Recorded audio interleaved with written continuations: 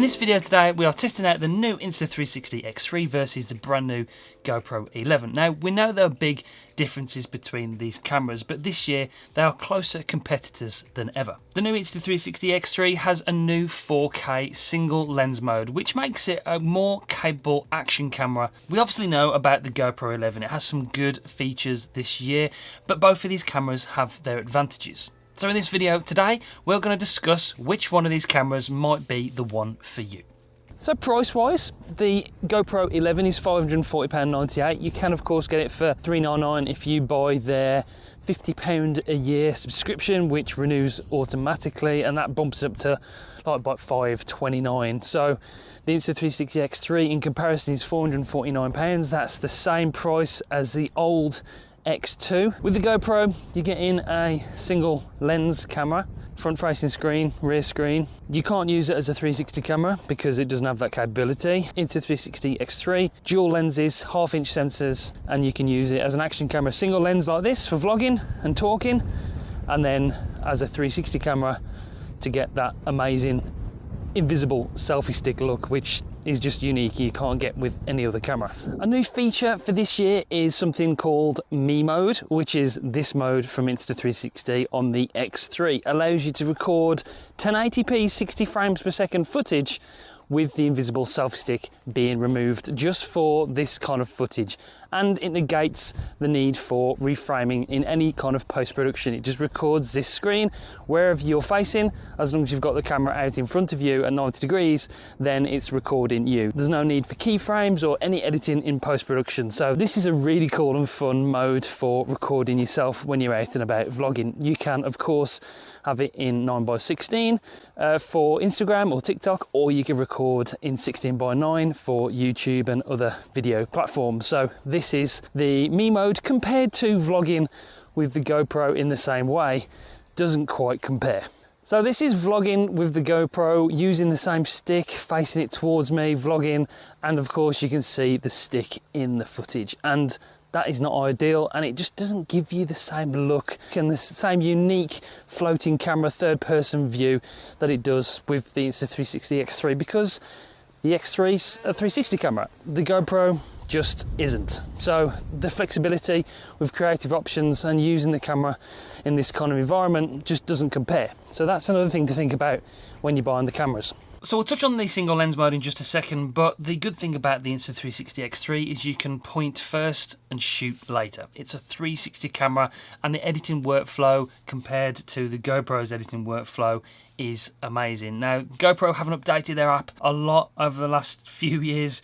Insta360 are constantly updating the app and adding new AI features to make using this camera so much fun. The app that you can download is phenomenal, so easy. There are so many fun things you can do in there, so many creative different effects you can do. There's shot-by-shot guides on how to use the different effects inside the app. It's very easy, very intuitive, and lots of fun to use. In comparison, the GoPro app, although they have added the new sort of automatic story mode this year, it's just not as good, not as smooth, not as intuitive to use, and really I hope GoPro sort of improve their whole editing workflow over the next few years, because they are just streets behind the Insta360 at the moment. The desktop studio for Insta360 is also really capable, and what I'd recommend you using if you wanted to get the absolute best quality out of your 360 footage. You can also edit the 4K footage with the single lens mode in that studio as well, like you can do in the app, but it's so much easier working with the post-production side of things when it comes to 360 footage. You don't have to be scared about it anymore. I've done plenty of videos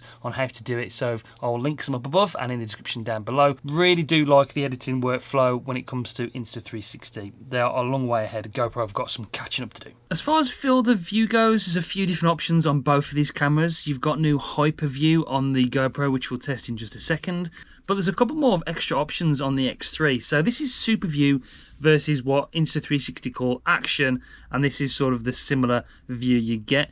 Brilliant for sports. I was going to test it outside on the scooter today, but I'll show you the weather. Look at the weather. It is it is raining cats and dogs here in the UK, so we'll get out in future videos. Make sure you subscribe and test this on mountain biking, scooting, skateboards, and hopefully and some adventures coming up soon. So like I said, stay tuned for those ones. So let's change it to hyperview on the GoPro, and then we've got ultra wide on the Insta360 X3. So this is ultra wide on the Insta360 X3, and then we've got hyperview on the GoPro. Now hyperview is this massive wide view like this one on the Insta360 X3 as well, quite wide. I don't know if I'm like a massive fan of like this kind of view for this kind of shot. I think it's gonna be brilliant for action videos, mountain biking, that sort of thing. You get a lot more in the frame, but this is a comparison between hyperview and then ultra wide on the 4K lens, single lens mode on the X3.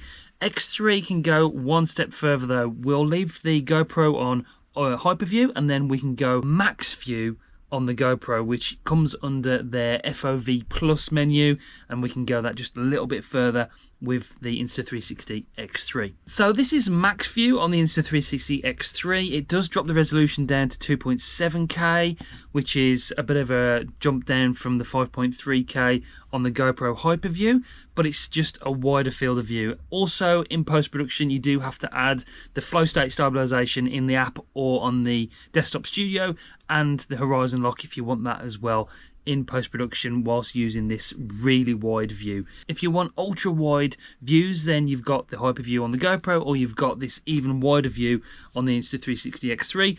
Both are great options, but the Insta360 X3 can just take it that much wider if that's what you want. You can also shoot 360 mode if you want to go even wider with this, because basically the Insta360 X3 is two cameras in one. That is the thing that leans me towards using the X3. Although it's limited in some ways with the resolutions it can shoot at the moment, it still has two cameras in one in there. You've got 360 and you've got the single lens mode, and that just edges it for me. Every time when it comes to thinking about choosing these cameras, I'm always going to pick up the Insta360 X3 over the GoPro.